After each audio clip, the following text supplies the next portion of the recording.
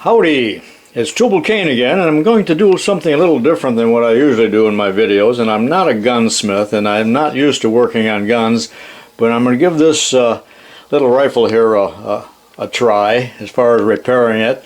And this little Stevens crack shot 22 rifle, actually it's a boy's rifle, and it reminds me of 22 Stevens favorites that my brother and I had. And I don't know if it's exactly the same type of action or not, but it's certainly similar. And they made these by the tens of thousands, maybe hundreds of thousands. And this gun probably only cost $3 or $4 or $5 when it was made. They were just very inexpensive, and they were considered boys' guns.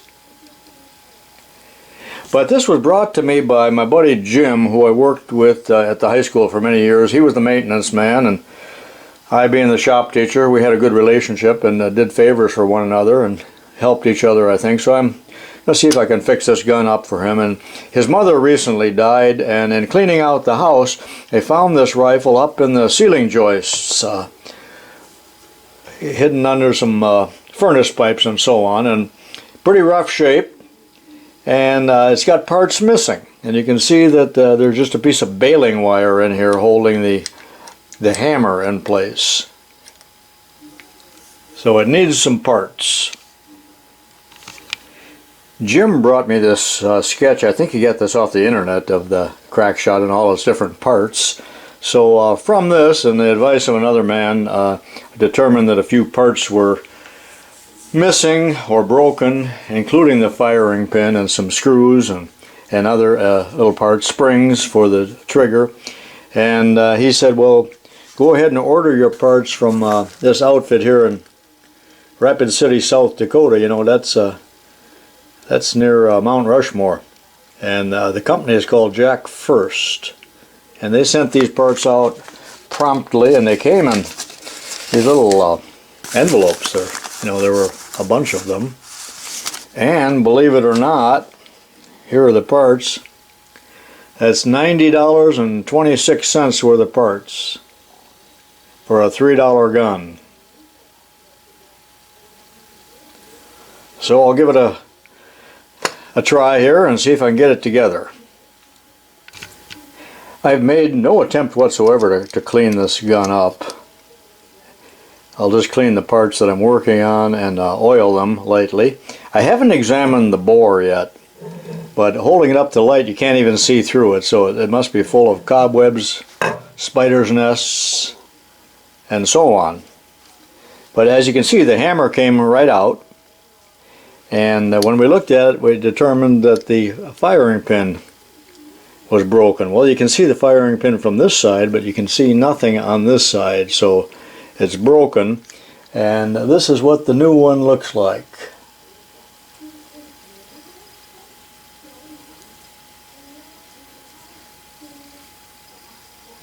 And the little pin to hold it in,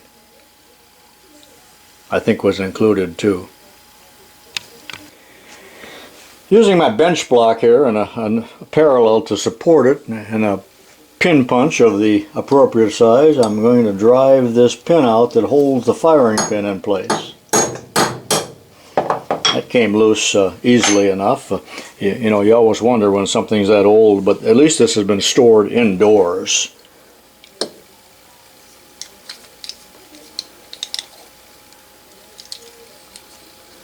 I'll see if I can get that firing pin out of there.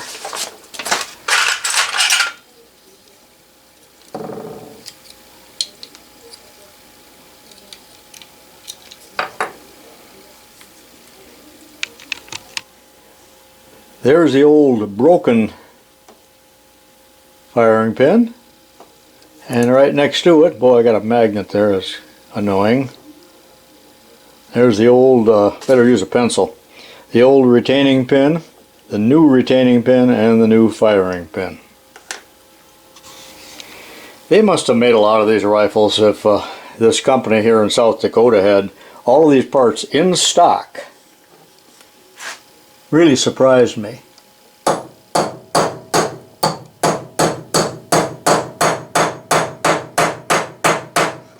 And that pin's got to be driven flush. because there's a little slot in the firing pin, and the firing pin moves easily in and out. Next, I believe I'll install the spring and the other part, whatever. Actually, this is 3 parts here that I've pre-assembled, and the little rounded end goes into the hammer right there, and this end goes down in here. Remember, I'm not a gunsmith. And a brand new screw, because the screw was missing. I'm sure that those are morphodite threads, hermaphrodite threads. I didn't check it. I'm not going to bother checking it since I got the replacement screw, and I'm sure glad I didn't have to try to make screws. And that went in slicker than a whistle. I sure wish I had a nice set of those Brownell gunsmith screwdrivers.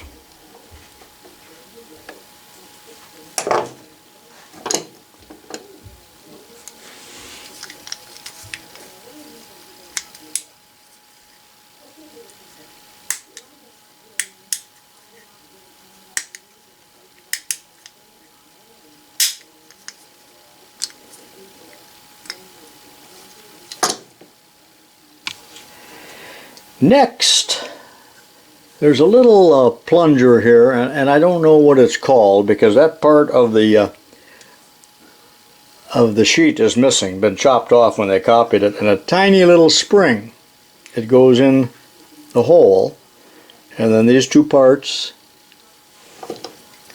are installed right here with the spring down.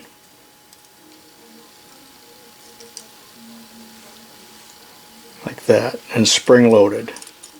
Now I'm going to put the barrel on. See what happens. I took a brass brazing rod and some little patches here with oil on and cleaned the barrel out. And it doesn't look too bad. I can see the riflings, but I'm sure it's badly worn. There are probably tens of thousands of rounds shot through here by 12-year-old boys. Did I mention that this gun is made in the United States? Where is it here? Massachusetts. And the ejector seems to be all right. I'm sure I'm going to get plenty of criticism by professional gunsmiths. Well, I thought I had this thing done, but for some reason, and I believe this is called a drop block, the lever is not staying up. It's not a rolling block. I believe it's a drop block. It isn't staying up. So I'm going to have to take this apart and see if I can figure out what's wrong. About a half hour has passed. Half hour of frustration and misery, I might add, and I think I got it fixed, but what I determined is that, if I can get this open now, there's a little roller in here. And this cocking lever kind of cams over it. And it appeared that the old roller that was in there was either the wrong one or somebody put one in there that isn't the right size, or because it could not have worn that much, and it doesn't in fact look all that worn. But I made a new one, larger in diameter. It's a 3/16 hole through it. And that seems to have taken care of the problem, because now you can drop this, load it, and it stays up. It even clicks, and then I'm going to dry fire it, whether you like it or not. There we go. Maybe I have it fixed. Let me put the stock on and see what it looks like. Several little observations on the crack shot before I quit here. First of all, notice that some of the screws are in terrible shape, and that's typical of boys taking a gun apart and using the wrong size screwdriver and just mutilating the screw head, so that's not all uncommon. But that little roller that I talked about, that I remade, if you examine this one, it appears that might have been a homemade by somebody, because there's still a burr on it. It's just poorly made, and apparently was the wrong diameter, and so I made a new one of the correct diameter. And then also, when I had the stock off, as you know, there's a long bolt that goes clear through the stock up into the receiver here, and there's a nut on the end of here, and it's a round piece with a slot in it, and it's drilled and tapped. But whoever made that didn't make it on a lathe. That's obviously not from the factory, because it was quite eccentric. That is, the hole was far off center. So a boy or a man or an untalented person has had his ways with this gun, as it was their wont to do. My grandson Jordan just showed up here at the last minute, just as I'm finishing this project. Say hi, Jordan. Hello. Jordan's getting big. He's 15 years old, getting ready for his driver's permit here in Illinois. I don't know what the law is in other states, but in preparation for test firing it, I'll probably fire one or two of these 22 BB caps in there, super low power.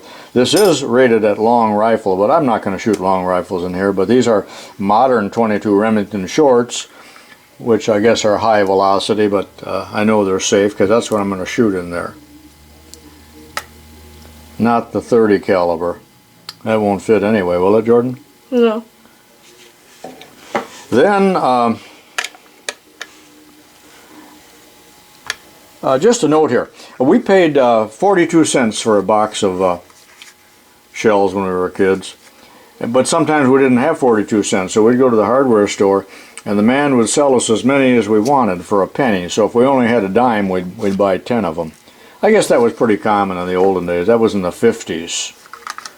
Now, you can't hardly find 22 ammo. There's a big shortage of it in the United States. I'm not sure what it is, other than we think that it's hoarding. But in the comments, I wish that I could get as many comments as I can get that would just say, I have trouble finding 22 ammo in Arizona. I have trouble finding ammo in California. Whatever state you're in. As many people as possible, give me that comment so I can see if this is a national problem, because it certainly is difficult here in Illinois. And if you want to go to any sporting goods store or Walmart and find out where the 22s are on the shelf, all you need to do around here is look for the empty space. The 12 inches that is totally empty, and that's where the 22s belong, and it is always empty. Well, there you are, Jim. I just took the little crack shot outside and fired 2 rounds of 22 shorts, and shot just fine in the dark. I wasn't aiming at anything, and it should be ready to go. A wall hanger at the very least, if not less. I'll dry fire it again, and it's ready to go. So for $90 plus a gunsmith's charge, Jim, you're back in business with what was probably your dad's gun. Got the walnut stock,